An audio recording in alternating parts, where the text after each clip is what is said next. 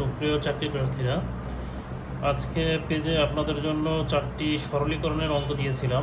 সরলীকরণের অঙ্কগুলো আমাদের কাছে অনেক সময় অনেক সহজ মনে হয়, কিন্তু পরীক্ষার হলে অনেকেই আমরা ভুল করে আসি। সরলীকরণ অঙ্কগুলোর বেসিকটা হচ্ছে আমাদেরকে বদমাশ নিয়মটা জানতে হয়।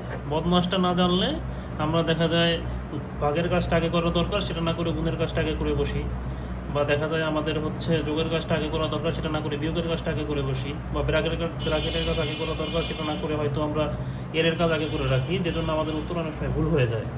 তো আমরা 4টা অঙ্কে দেখি। প্রথম অঙ্কটা হচ্ছে 16/2 ব্র্যাকেট 2 × 2। তাহলে বদমাশ নিয়মের হচ্ছে বিতে হচ্ছে ব্র্যাকেট, প্রথমে ব্র্যাকেটের কাজ করতে হবে। এখানে ব্র্যাকেটের মধ্যে আছে 2 × 2, প্রথমে এটার কাজ করতে হবে। তাহলে 16/2 গুণ 2-এর সাথে 2 গুণ করলে হয় 4। ওকে, আর এখানে আছে ভাগ আর গুণ। তো বদমাশ নিয়মে হচ্ছে ডিতে হচ্ছে ডিভাইডেশন বা ভাগ, আর এম এ হচ্ছে মাল্টিপ্লিকেশন বা হচ্ছে গুণ। তাহলে ভাগের কাজটা গুণের কাজের আগে হবে। তাহলে ভাগের কাজটা যদি আগে হয়, আমরা 16কে যদি 2 দ্বারা ভাগ করি, তাহলে আমাদের অ্যান্সারটা আসে 8 গুণ 4।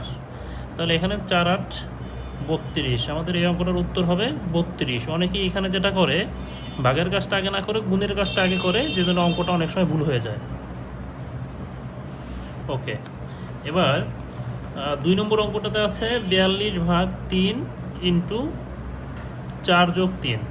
ওকে, এখানে আমাদেরকে আগে হচ্ছে ব্র্যাকেটের কাজটা করতে হবে।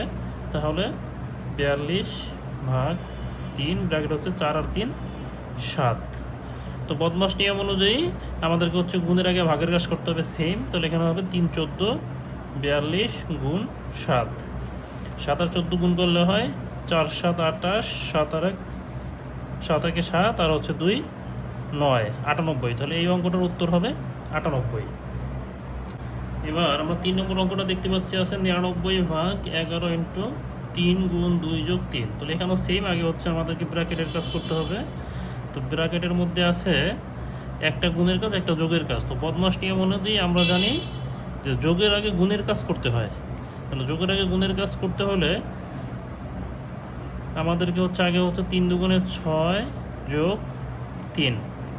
ওকে, তাহলে এখানে হবে হচ্ছে 99/11 গুণ, যেহেতু ব্র্যাকেটের কাজ আগে করতে হয়, 3 6 যোগ করলে হবে 9। আর এখানে হচ্ছে ভাগ আর গুণের মধ্যে আগে হচ্ছে যেহেতু ভাগের কাজটা করতে হয়, তাই 9 11 হবে 99 গুণ 9, উত্তরটা হবে 81। আমাদের এই অঙ্কটার উত্তর হবে 81। ওকে, এবার 4 নম্বর অঙ্কটা দেখি আমরা। এটা কিছুটা হচ্ছে সমীকরণও আছে এবং সমীকরণের সাথে এটা সরলীকরণেরও মিল আছে। যেমন এখানে দিয়েছে a + a + a = হচ্ছে 12, b + b + b = হচ্ছে 15, c + c + c = হচ্ছে 18। a গুণ b যোগ c সমান কত? তাহলে আমাকে যদি a গুণ b যোগ c সমান কত বের করতে হয়, তাহলে বুঝতে হবে এর মান কত, b এর মান কত, c এর মান কত। এখানে যেহেতু হচ্ছে 3টায় যোগ করলে 12, তার মানে 3 4 12, অর্থাৎ এর মানগুলো হচ্ছে এখানে হচ্ছে 4। এখানেও সেম, 3টা বি যোগ করলে হচ্ছে 15, অর্থাৎ বি এর মান হচ্ছে 5। 3টা সি যোগ করলে হচ্ছে 18, অর্থাৎ সি এর মান হচ্ছে 6। তাহলে আমরা এ এর মান পেলাম হচ্ছে 4 গুণ, আমরা বি এর মানটা পেলাম হচ্ছে 5 যোগ, আমরা সি এর মানটা পেলাম হচ্ছে 6। তাহলে গুণের কাজটা যেহেতু বদমাশ নিয়ম অনুযায়ী আগে করতে হয়, তাহলে 4 5 হচ্ছে 20 যোগ 6। তাহলে এই অঙ্কটার উত্তর হবে 26।